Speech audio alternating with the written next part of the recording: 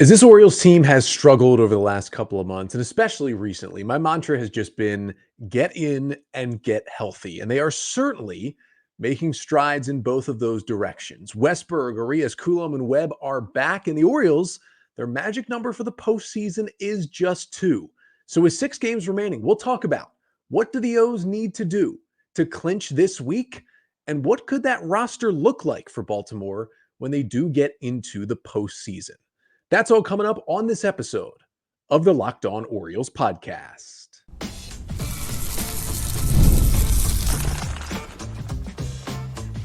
You are Locked On Orioles, your daily Baltimore Orioles podcast. Part of the Locked On Podcast Network, your team every day. Hey there, Orioles fans. Today is Tuesday, September 24th, 2024. And welcome back into the Locked On Orioles podcast, part of the Locked On Podcast Network, your team every day. As always, I'm your host, Connor Newcomb. And coming up on today's episode, we are going to break down the Orioles clinching scenarios. Their magic number is at 2, and really they're fighting with a couple of different teams, and the Twins and the Royals, who could factor into the Orioles clinching a playoff spot this week. I'll break down every scenario, the path to the postseason, the path to that number 1 wildcard spot and getting that home series in the first round, and even the very unlikely path that still exists to winning the AL East. Then, after that, I'll try my first crack at the Orioles postseason roster. They're not in yet, but they've got a 99.9% chance to make the playoffs via Fangraphs. So I'll take my first try at who is going to be on that October group of 26. But that's all coming up on this episode of the Locked On Orioles podcast, which is brought to you by Booking.com. Booking.com, booking.yeah. The right stay can make you a fan of any city, even your baseball rivals. Book today on Booking.com, the official accommodation partner of Major League Baseball, and get the Booking.com app today. So we're going to start this episode by talking about how do the Orioles get into the playoffs. Yes, there's still a tiny sliver of hope for the AL East. That's not going to happen. And yes, there's still a good chance the O's get to, or at least remain in the number 1 wildcard spot, which is good. You want that first series to be at home. I know Orioles fans want that at home to be able to see some more home playoff games after, I was there to watch 2 losses last October. But let's talk about just getting into the postseason first, because despite the fact that, again, they now have 99.9% playoff chances via Fangraphs, I think we all would have thought 2 months ago that by September 24th, the Orioles would have clinched their postseason spot, at least, and we're looking to clinch a division at this point. That didn't happen. Hasn't been a good couple of months of baseball. And here's where we sit. The magic number is 2. The O's are more than likely going to get in, but it's not official yet. So the question is, okay, when and how will the Orioles finally get to celebrate that, okay, we're in, and the next step is focusing on getting healthy and ready for October. So the good thing is, in terms of just one-on-one, the Mariners are kind of out of the equation. They were walked off on by the Rangers on Sunday. They actually play here on Monday, trying to keep themselves alive in the AL West against the Astros. Because the Orioles have the tiebreaker over them and they're 6 games up on the Mariners with 6 remaining, the Mariners are pretty much out of this. Now, they can still make the playoffs. They're only 2 games back of a playoff spot. But in terms of catching the Orioles, the O's don't really have to worry about them anymore. They have the tiebreaker. They went 4-2 against Seattle this year. The Red Sox and the Rays are both 4 games back, both of them sitting at 500. Also, both technically still alive in the playoff race, but there's no chance either team can get up to the Orioles. So if something miraculous happened, one of those 2 teams could maybe get the final wild card, but they're not getting to the point where they can catch the O's. The O's don't have to worry about those teams, although they're not technically dead just yet. So really, there's 3 teams that could still catch the Orioles in these final 6 games. It's the Twins, the Royals, and the Tigers. Now, the wildcard standings right now are as follows. The Orioles are at 86 and 70. They currently sit in that number 1 wildcard spot. They are 4 games up on both the Tigers and the Royals. Both of those teams have an 82 and 74 record on the year and are tied right now for that 5th and 6th spot in the wildcard. I believe the Royals have the tiebreaker right now. So the Royals technically are the 5 seed. The Tigers are the 6 at the moment. Then there's the Twins, who are 81 and 75. They are 5 games back of the O's. They are 1 game out of playoff position right now after they were swept in a doubleheader by the Red Sox on Sunday. The Royals also have fallen apart while the Tigers have surged. Royals have lost 7 games in a row. So the magic number is 2. And it is focused on both the Twins and the Royals at this point. Now, there are clinching scenarios for the Orioles here on Tuesday. They go to Yankee Stadium to begin a 3-game series, which a couple of weeks ago looked like it was going to be for the division. And while it technically is for the division, it's really only deciding the division for the Yankees. They need one win in this series to clinch the AL East. Dean Kramer versus Clark Schmidt at 7:05 here on Tuesday night, with the Orioles now 6 games back of New York.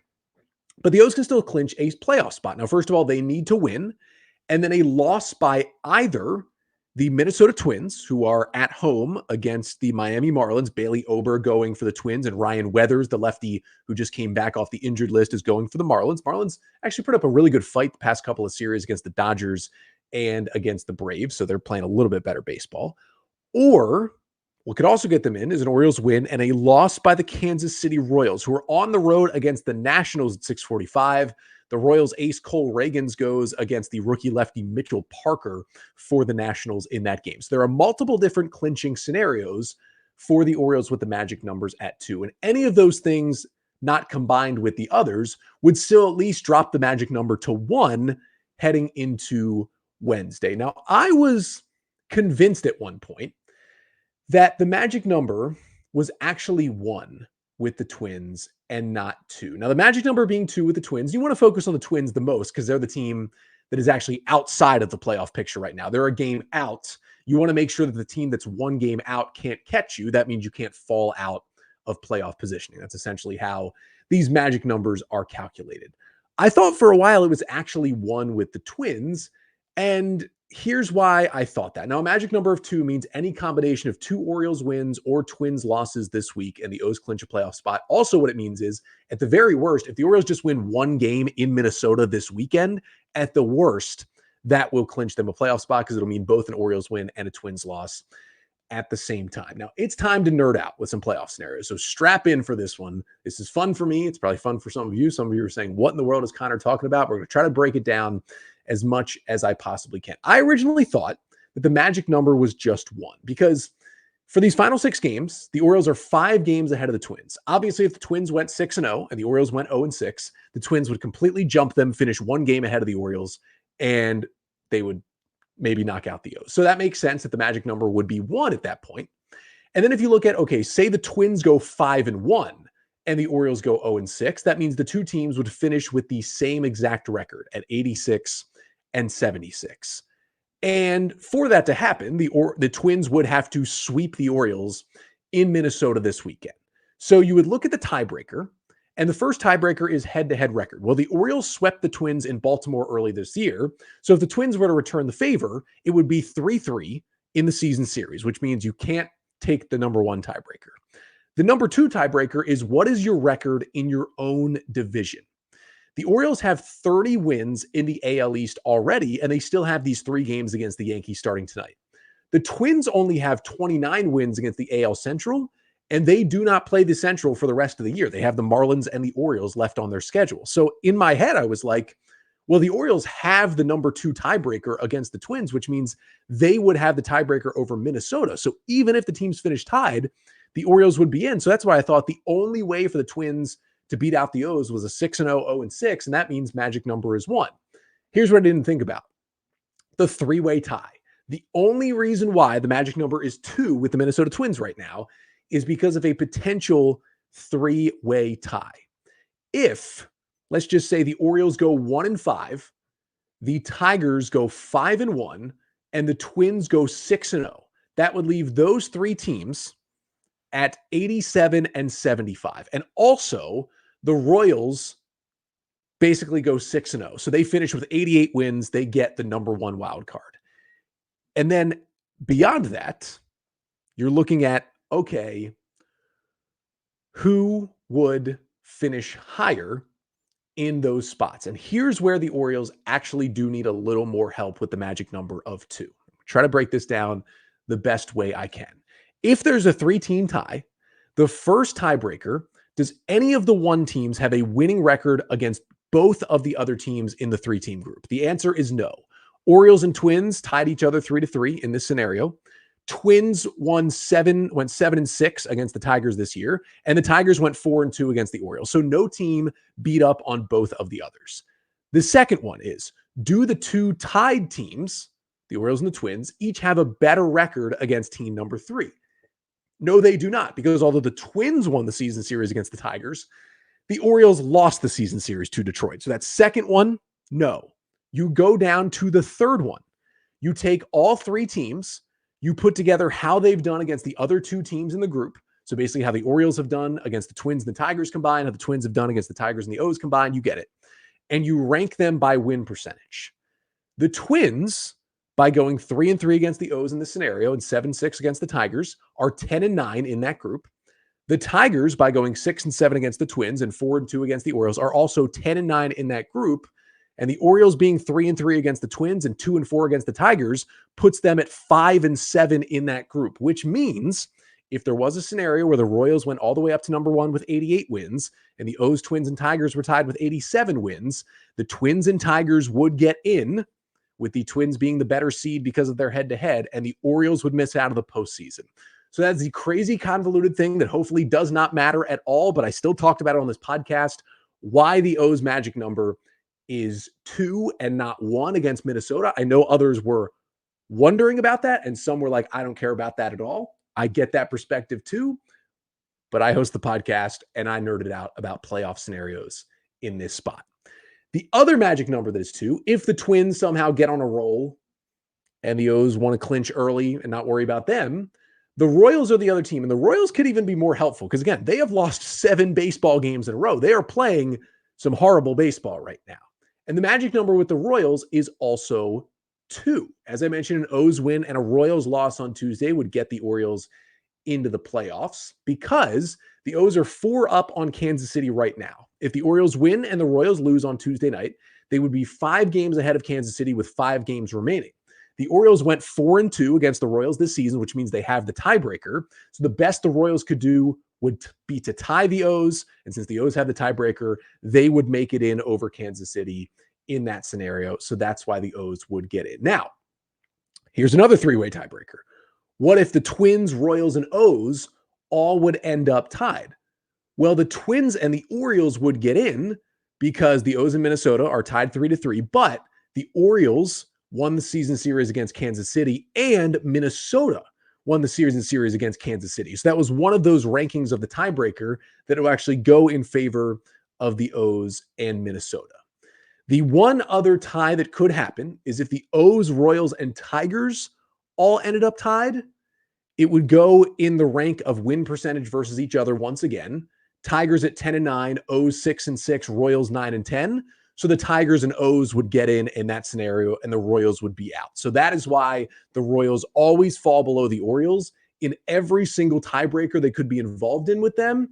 And that is why the O's magic number is also 2 against the Royals. So to put it in layman's terms, you're cheering for the O's to win on Tuesday.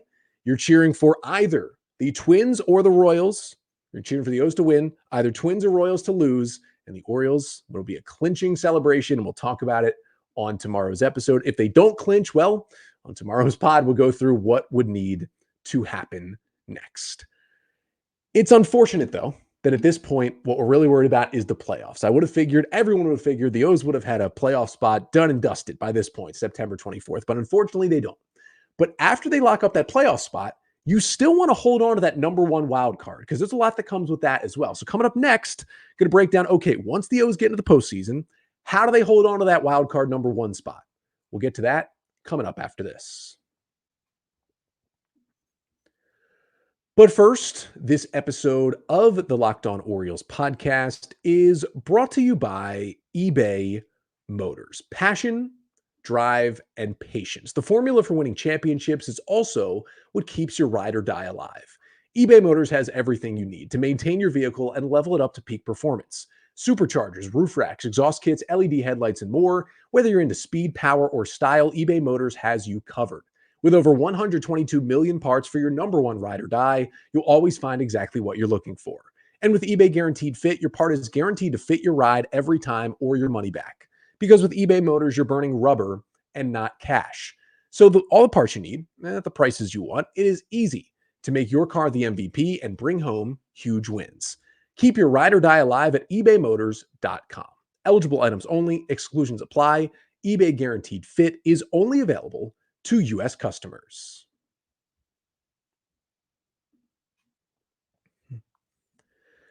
So I've talked you through the Orioles just playoff clinching scenarios. Now let's talk a little bit about locking up the number one seed, because the division itself, the AL East, is still technically in play. The Orioles sit 6 games back of the Yankees at this point with 6 games remaining, and the tiebreaker is still to be figured out. The Orioles are 6-4 against the Yanks this year, and they open up a 3-game series. So if the O's were to sweep the Yankees and then sweep the Twins, and the Yankees somehow, after getting swept by the O's, were swept at home by the Pirates to finish the season, which means Orioles 6-0, Yankees 0-6, the O's still would win the AL East. So there's that tiny little sliver of hope right there. But of course, the Yankees' magic number is 1 to clinch the AL East.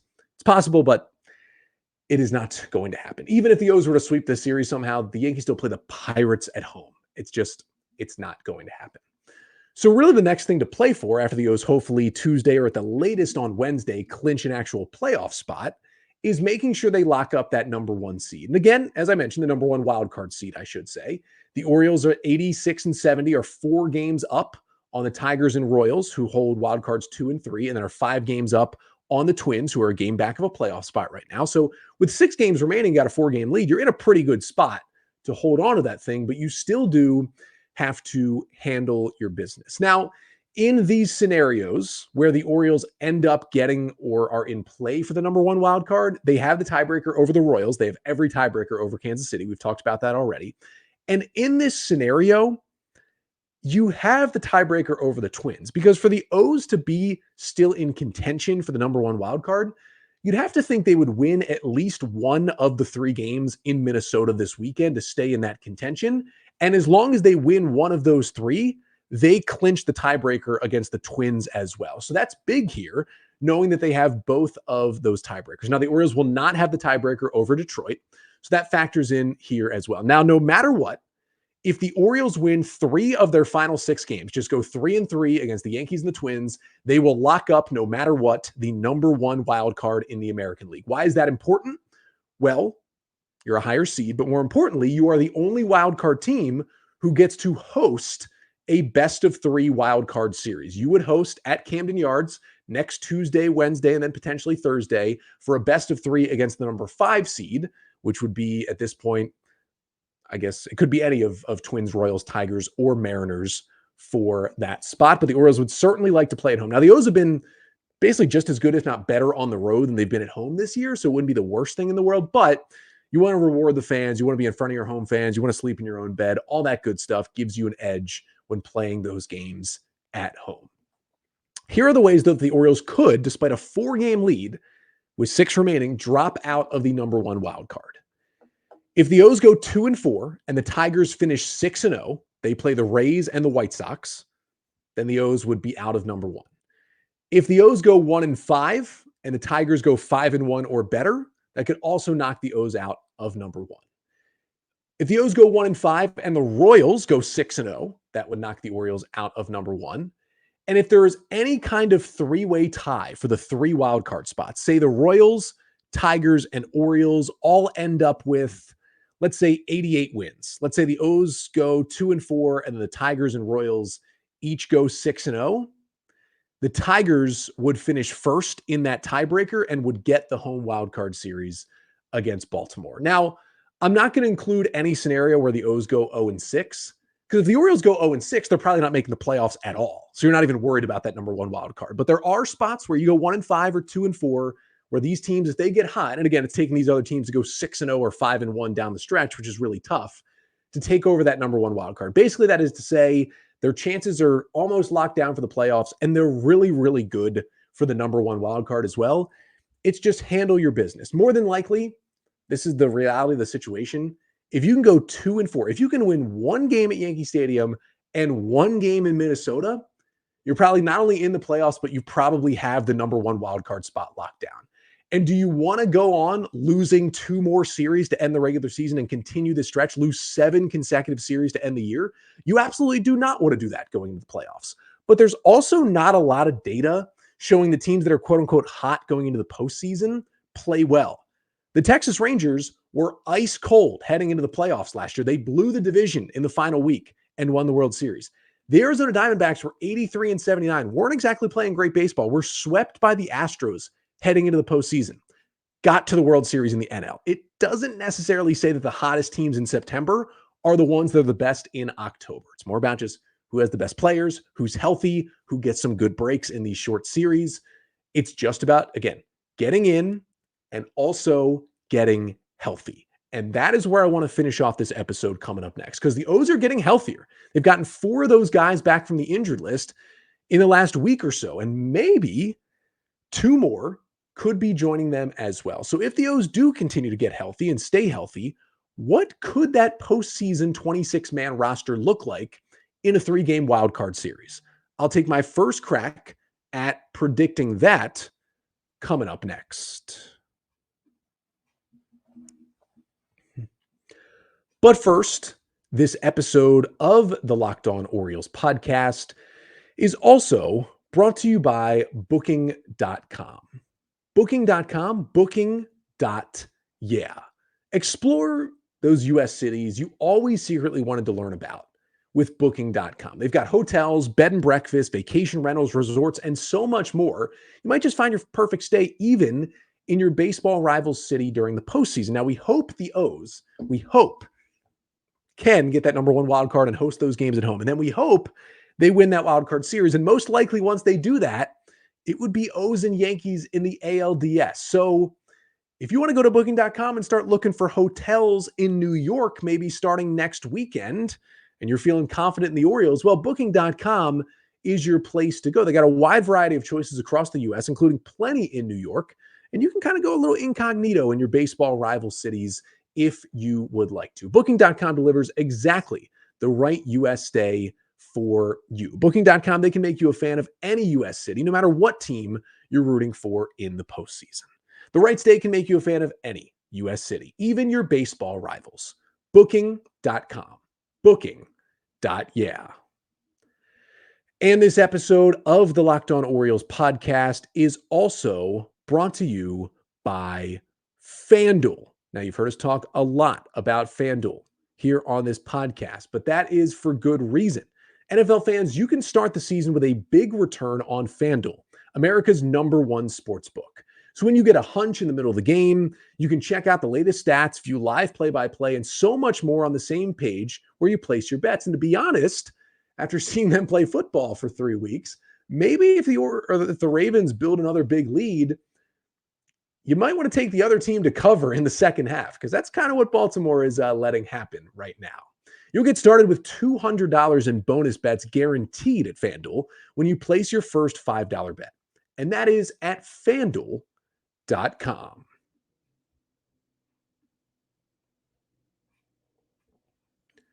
So we finish things off today by taking my first crack at the Orioles postseason roster. Again, they're not in yet.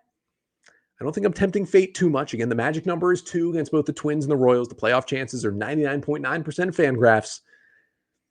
Unless an absolute debacle happens. And again, remember, even with all these lost series, they have not been swept in the second half of the season. You'd have to get swept twice, really. If we're being honest, they kind of got to finish 0-6 to not make the postseason at this point.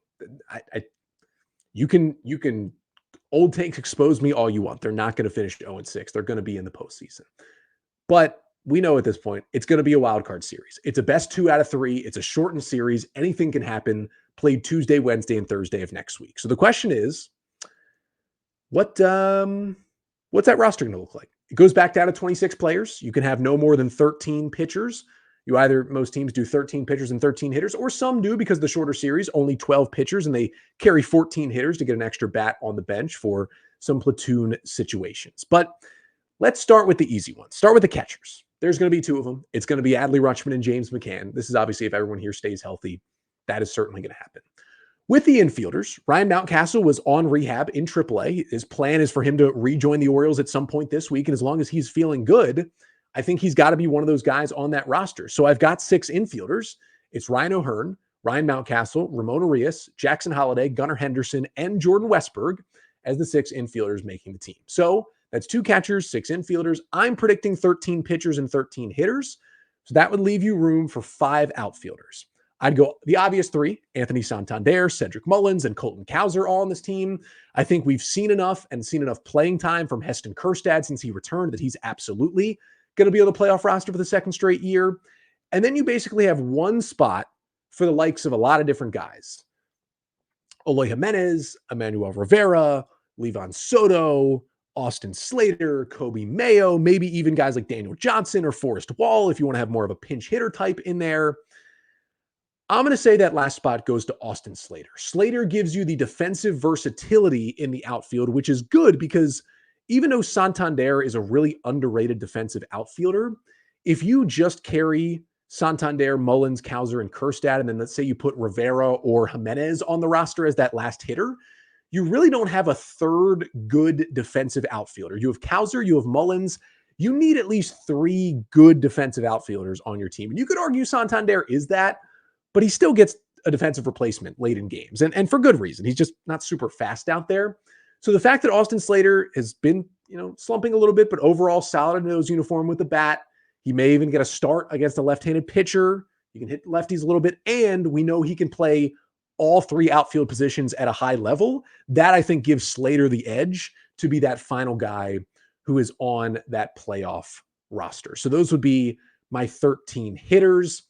Against lefties, you're probably getting Slater in there and maybe sitting Kjerstad, but it might not even be that. I mean, there's a chance they don't even start Slater at all. They just kind of have him on the roster. I could see Holiday sitting against lefties and making sure they get Ramon Arias in there in the postseason if he swings it well over this final week. But those are your 13 hitters. Now to the pitchers. Now you have 3 games at most. So in theory, you're like, you don't need more than 3 starters. But really in the Orioles case, they probably want to have 4 of their 5 starters at least on the roster because Corbin Burnes and Zach Eflin are going to start games 1 and 2 of a wild card series. If they keep them on turn, it would be Eflin game 1, Burnes game 2, but there's enough rest where they could flip them if they want to. Because both guys have been so good, I'd rather just stay on turn and go Eflin and Burnes. But at this point, I mean, there's still a chance Grayson Rodriguez comes back, but he never pitched on rehab. We haven't heard a lot lately. And even if he does come back, it's kind of more likely it's in some sort of expanded relief role than it is as a true starting pitcher in the postseason. There's just seemingly not enough time for that to happen. It's still possible, but I'm going to go at this as if Rodriguez is not even going to be on the roster, at least for the wild card series. Now, if they advance, they get more and more likely to get Rodriguez back. But that wild card series, the season ends Sunday, off day Monday, series starts on Tuesday. I'm not sure you're getting Grayson Rodriguez for any of those 3 games. So I'm assuming he's not there. So I'm putting 4 starters on the roster. It's Burnes and Eflin who are going to start games 1 and 2. And then I'm putting Albert Suarez and Dean Kramer both on that roster. Suarez has been struggling a little bit lately with the home run ball. Talked about that on yesterday's episode. But Kramer's been overall really, really good over the past 6 weeks or so. I don't know at this point. I've been yo-yoing back and forth. Would you rather start Kramer or Suarez in a game 3 in the postseason? I still don't know what the answer is to that. But I know I would roster both of them. And unless I had to use them in relief in games 1 or 2, which is certainly possible, I would leave that decision to as late as I possibly can to who I would want to pitch in game 3, with the other one maybe piggybacking, whatever it may be. I would like both of those options on the roster. Then in terms of relievers, that gives you a 9-man bullpen, which is what the O's are going with right now. Now, the obvious ones are Sir Anthony Dominguez, Yennier Cano, Cionel Perez, Danny Coulomb, and Jacob Webb, both back healthy. Gregory Soto pitching much, much better. Keegan Aiken getting some big outs. They'll all be on that roster. I think there's really 7 locks, and those are the 7 guys right there. So quite frankly, that leaves 2 spots remaining for 4 or 5 guys, maybe 5 guys. Yeah, I'd say 5 players for 2 spots. That would be Brian Baker, Cade Povich, Colin Selby, Matt Bowman. Well, but really we'll say 4 spots. How about 4 spots for those final, or 4 guys for those final 2 spots? I'd say Matt Bowman is one of them. Brandon Hyde has used him in enough spots as a right-handed reliever. He's funky. He's nasty. I like Matt Bowman. I think he gets a spot. So then it's down to 1 spot for Colin Selby, Brian Baker, and Cade Povich. Povich and Baker on the roster right now. Povich is one of the starters. I don't know if you're not using him as the starters, if you can really trust Povich to just throw him in the pen at this point. I'm not sure he'd make the roster. And between Baker and Selby, it is interesting that Selby's in AAA and Baker's here right now, although I think all of us agree Colin Selby is a better pitcher than Brian Baker is. So I'm going to, because of that, even though we've only seen him pitch twice in the majors for the O's, Remember, Brian Baker was in AAA for most of September last year, and the O's still put him on the postseason roster. So why not? Give me Colin Selby for those really good 2 appearances against the Mets, although he hasn't been as dominant in AAA since then. Give me Selby in that final spot in the bullpen, which leaves off Baker, leaves off Povich, also leaves off guys like Chase McDermott, Trevor Rogers, Brooks Kriske, guys in AAA on the 40-man roster who can maybe be like outside chances to get back on that roster. But that is my prediction. The hitters, Rutschman, McCann, O'Hearn, Mountcastle, Arias, Holiday, Henderson, Westberg, Santander, Mullins, Kauser, Kerstad, and Slater. And the pitchers, Burns, Eflin, Suarez, Kramer, Dominguez, Cano, Perez, Coulomb, Webb, Soto, Aiken, Bowman, and Selby. Let me know in the comments. Make sure you are liking, commenting, and subscribing to the Locked On Orioles YouTube channel. Let me know, what did I get right? What did I get wrong in terms of these playoff roster predictions? Who you would put on your Orioles 26-man postseason roster? Let's maybe put some of those comments in there instead of some of the most miserable comments I have ever seen after every video here on YouTube. But either way, I appreciate your support with your comments and your views on the video. I will be back tomorrow. We'll be recapping game 1 between the Orioles and Yankees. Hopefully, instead of a Yankees on-field ALE celebration, it's the O's winning, getting a little help from either the Royals loss or a Twins loss, and clinching their playoff berth. And if they don't, we'll talk more about their clinching scenarios coming up on tomorrow's episode. But until then, I'm Connor Newcomb, and this has been the Locked On Orioles podcast, part of the Locked On Podcast Network. Your team every day.